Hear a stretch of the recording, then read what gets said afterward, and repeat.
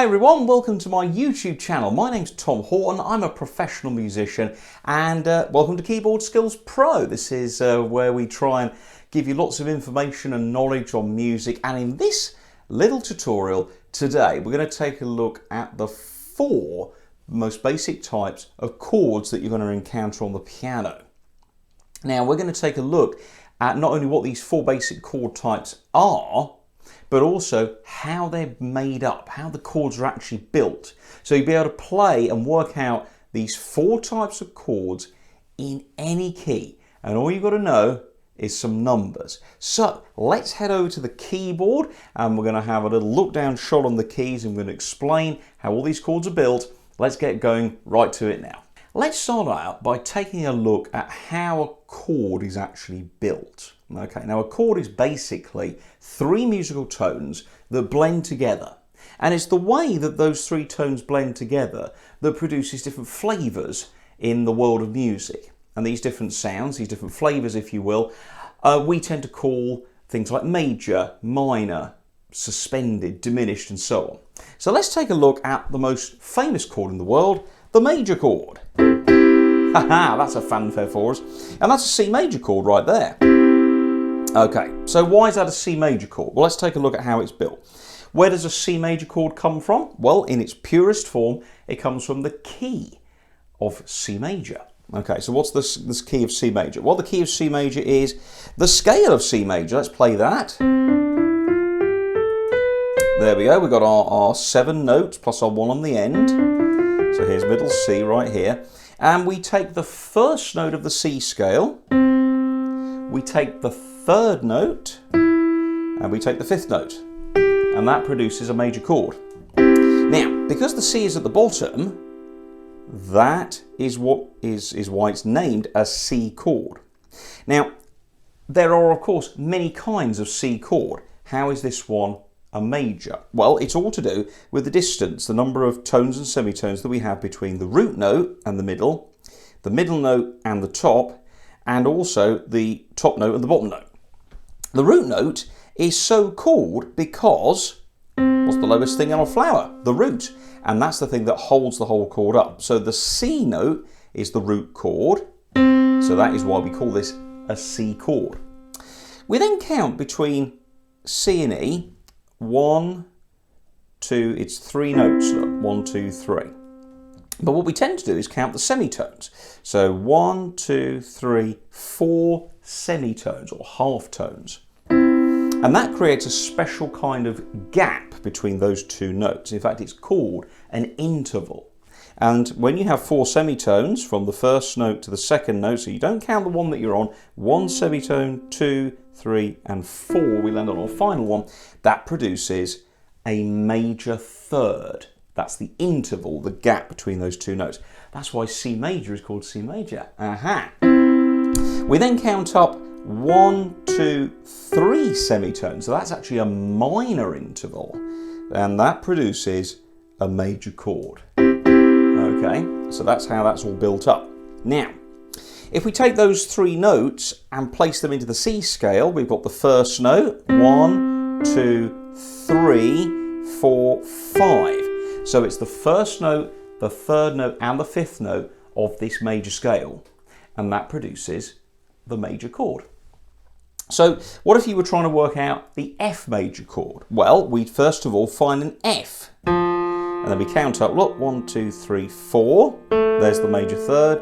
1, 2, 3. We have a minor third on the top. And then look, if you look at the F major scale, look. There's the F major scale right there. We play either 1, 2, 3, 4, 5.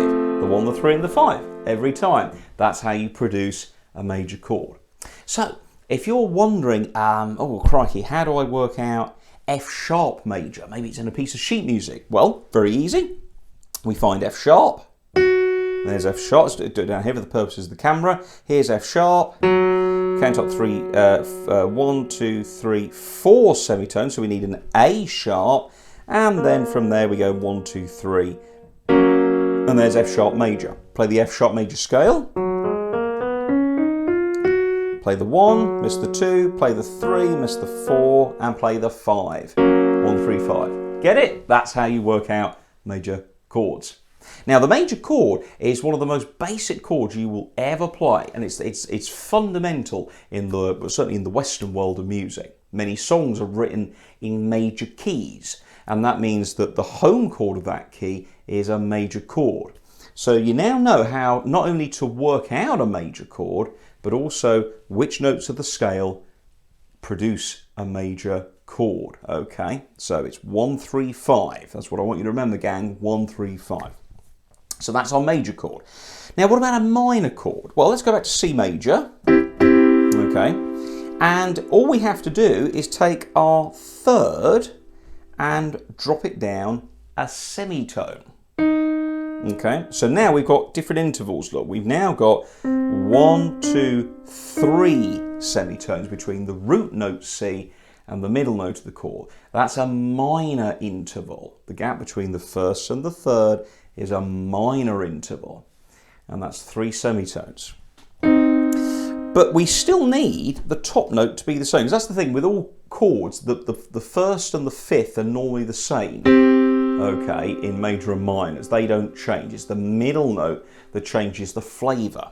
So by keeping that there, if we then go for the middle E flat, 1, 2, 3, 4, we've now got a big gap between the middle and the top. And so that's what creates the minor sound. So that would be 1, flat 3, and 5. Now, of course, some of you at the screen, screaming at the screen, might go, well, hang on, what if the C minor chord comes from C minor? Wouldn't the E flat already be a flat third? Well, yes, it would, because in C minor, the third note is already E flat. So technically it's still 1, 3, 5, but you can think of it as a flat 3. That really helps. So let's just recap those two. So C major is made up of a perfect fifth, 1 to 5. Look, that's the top and the bottom.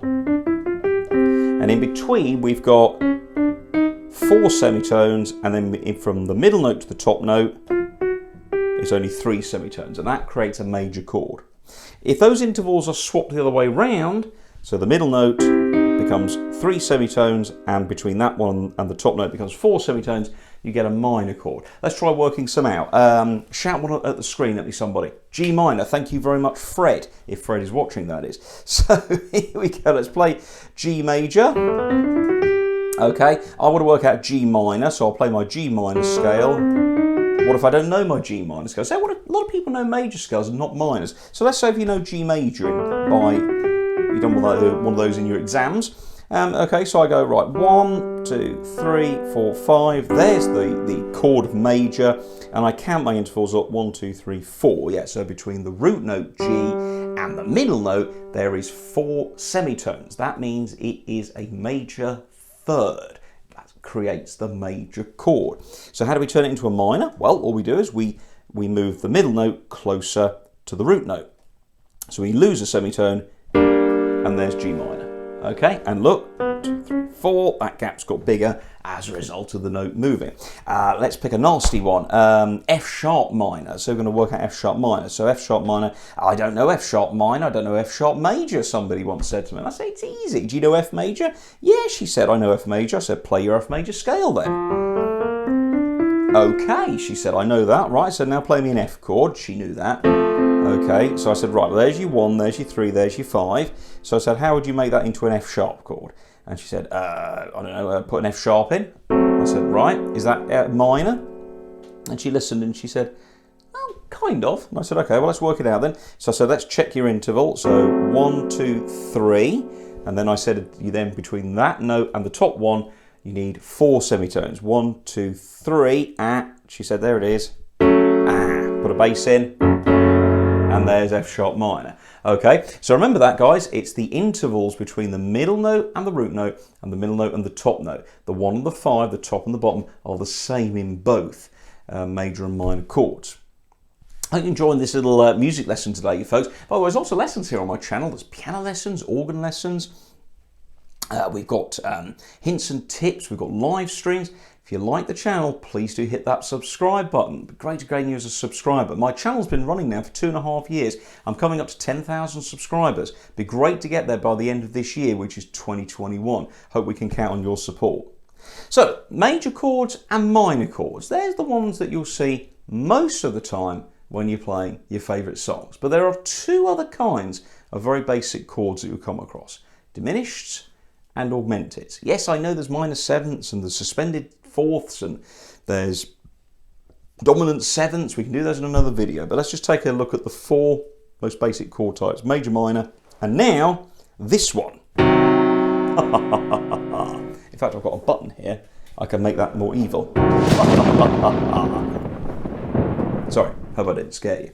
So, how do we make that different? Well, what is a diminished chord? If your bank account funds go down, your funds have diminished. They've gotten smaller, okay? Diminished, to get smaller. So, how do we make a diminished chord? Well, very easy. We take the root note, let's say C diminished. And what this time we need is two lowered notes. We're going to lower the third and the fifth. So we already know that a C chord is 1, 3, 5. Okay, so I need to drop my third down by a semitone. So that creates a minor chord. I then need to drop my fifth note down half a tone to this G flat, and then I get a diminished chord. So let's look at those intervals. So we've got 1, 2, 3, 1, 2, 3. Okay, so a diminished chord is made up of two minor third intervals. One between the root note and the middle note, and one between the middle note and the top note. Okay, so the root note is still C, just like in major and minor, but the fifth has now been scrunched down. So that's how you work out. So again, let's work out another interesting one. What if we wanted to do, I don't know, let's do A diminished. So A major, I happen to know A major. There we go. So 1, 2, 3, 4. There's the major. 1, 2, 3, and that's my perfect fifth. Okay. So we then want to make a diminished. So we lower the third and we lower the fifth.